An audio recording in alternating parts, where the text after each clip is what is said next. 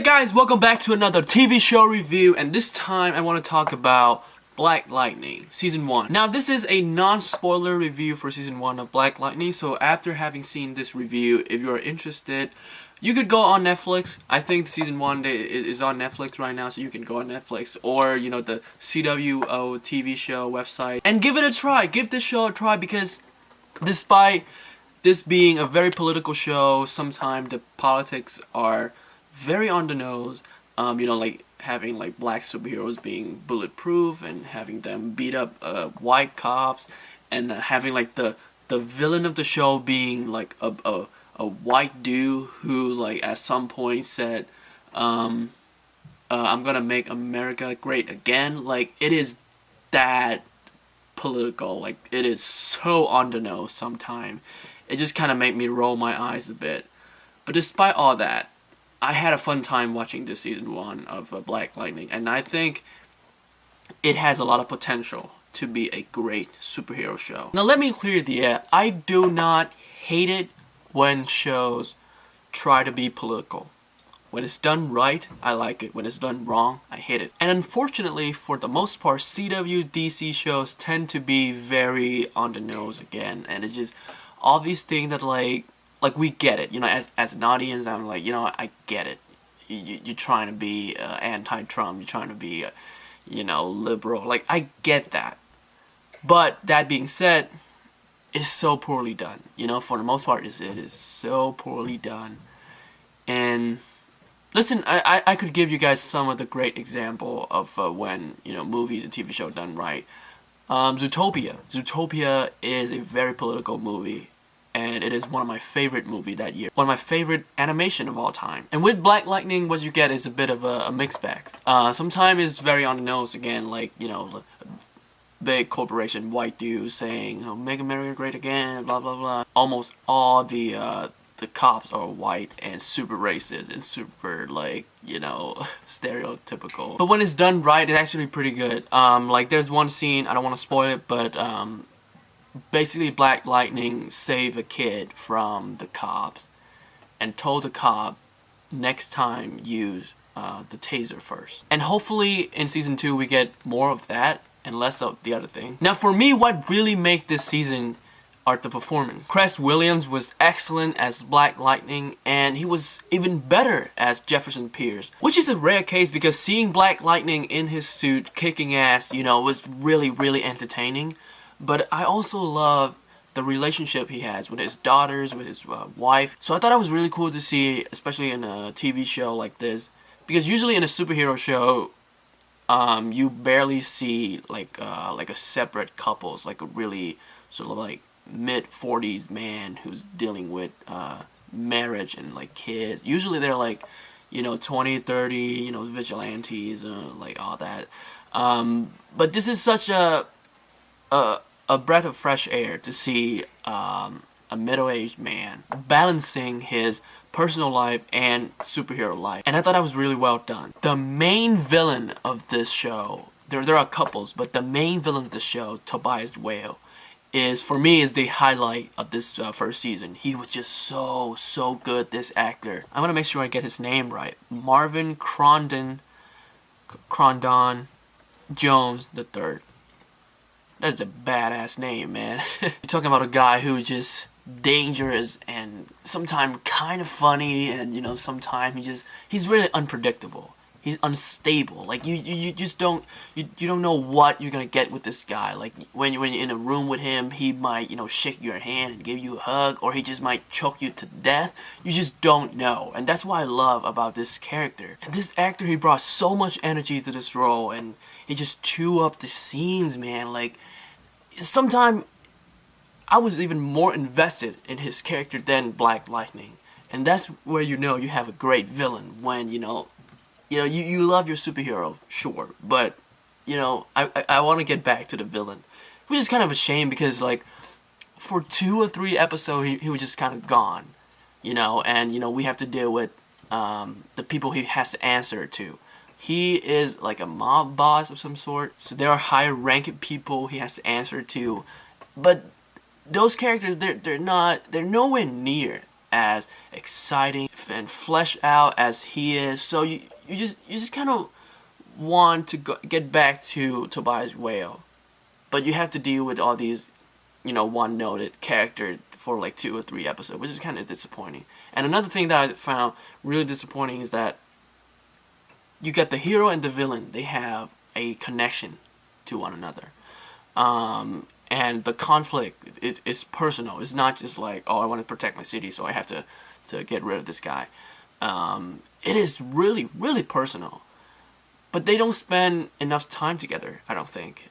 They have, I feel like, only a couple of confrontations.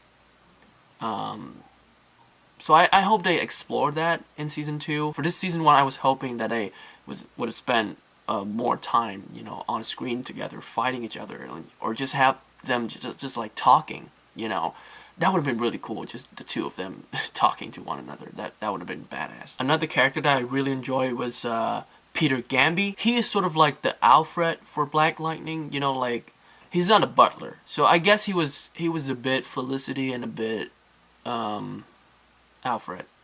And I like his character arc. I feel like it's a bit rushed. How he was like, oh man, Jeff, you have to go back to being Black Lightning, and then just 2 episodes later, he's like, Jeff, you cannot be Black Lightning anymore. And even though he has his reason, right? He has a good reason for that, but it felt very rushed. And I wish the show. This is a weird case where the show is 13 episodes, and if you guys know me, I want CW shows to be 10, 13 episodes because they're so damn long, and you have all these filter episodes. And it is not the case for Black Lightning, which I like, but I was hoping for like a couple, just 1 or 2 more episodes of Peter Gamby to flesh out his character, so his motivation a bit more clear. But overall, I really enjoy his character. I like the dynamic, the chemistry between him and Black Lightning. They have a really touching father-son relationship, which I won't get into now. But when you see the show, you know what I'm talking about. It is very clear that in this show, they spend a lot of money on visual effect because all of them look excellent. Perhaps way too much money into a special effect because I don't think they spend any money on clothing because, I don't want to be disrespectful, but the costume design is just listen. I know a lot of people hated the Black Lightning costume. I was fine with it. I was willing to cut them some slack on the Black Lightning costume, and to be honest, it looks kind of dope in action. But the Thunder, god damn it, Thunder! Listen, I like this character.